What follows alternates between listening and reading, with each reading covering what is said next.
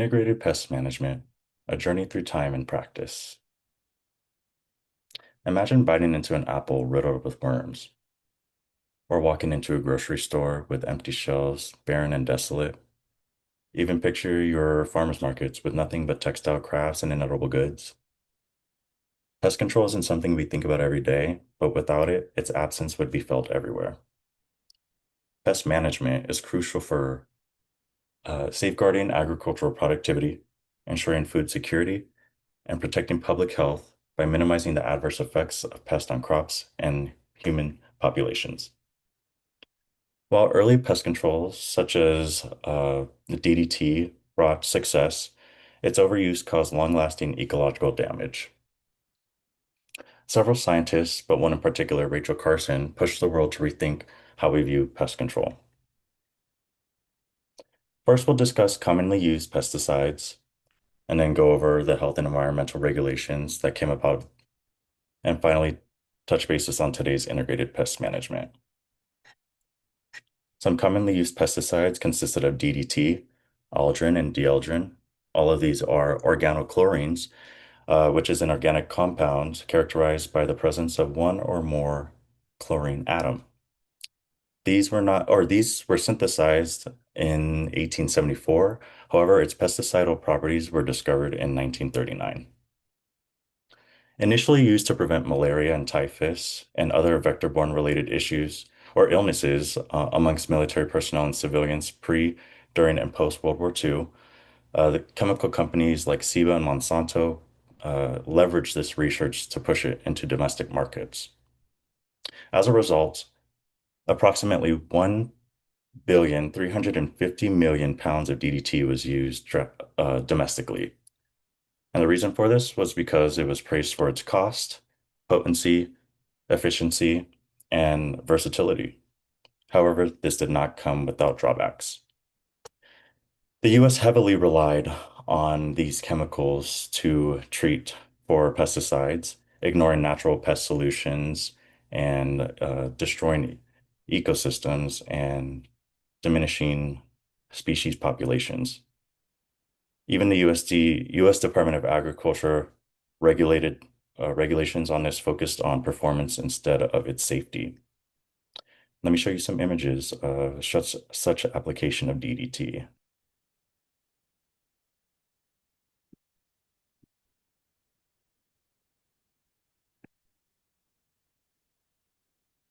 Here's an image of, oh, oh no. Here's an image of DDT being applied in the mid 20th century, very liberally, without much regulation. Planes would uh, uh, be used as a duster or apply an aqueous solution over crops, and it would affect civilians' homes.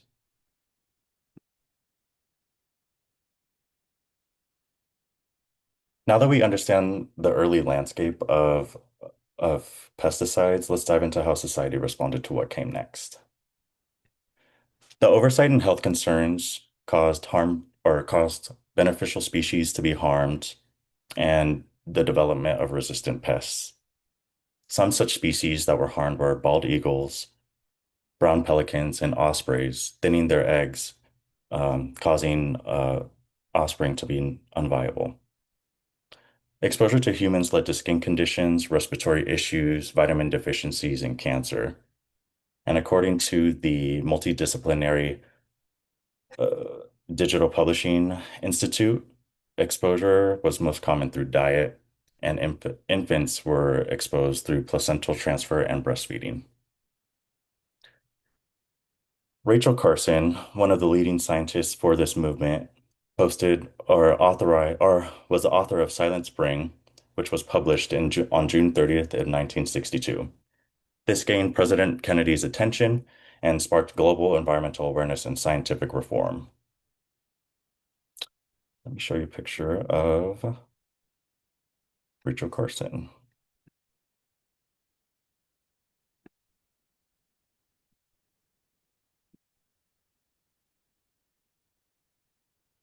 This is Rachel Carson, Professor Rachel Carson, and President Richard Nixon. who is president of the Nixon administration, who established the Environmental Protection Agency.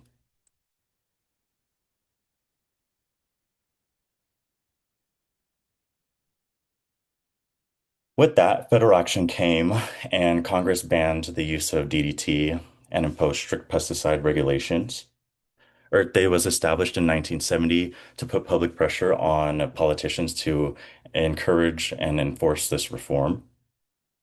And in 1972, when the Environmental Protection Agency was established, that's when integrated pest management was officially introduced.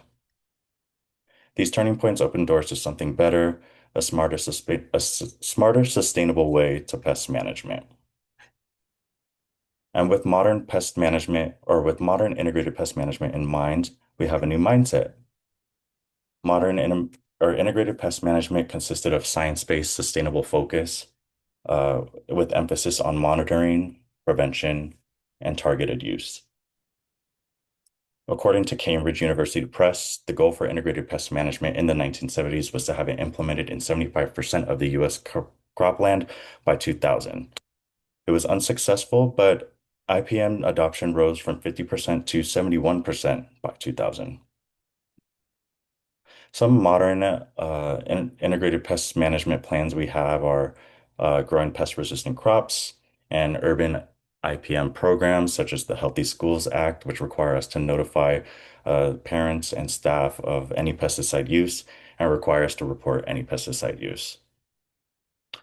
Another example is Bee City USA integrated pest management case using goats and steaming weeds so that the nutrients gets returned to the earth and that no pesticides have been used. And I believe they saw 90% increase in or decrease in the use of any chemical pesticides.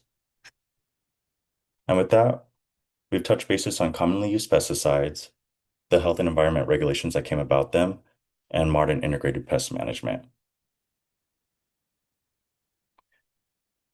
Integrated pest management reflects how far we've come from the quick fixes of the past. What started as chemical overuse is now an evolving mindful practice. And let me show you some images of these practices that we use today.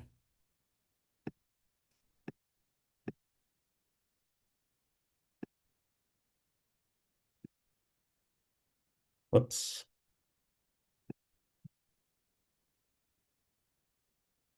So these are some practices with sustainable approaches, preventative measures. Sometimes we use pheromone traps. Um, just anything as long as chemical pesticides are a last resort. And Rachel Carson once said, "What if I had never seen this before? And what if I knew I would never see it again?"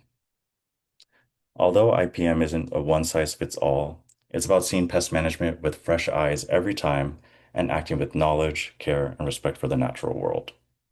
Thank you.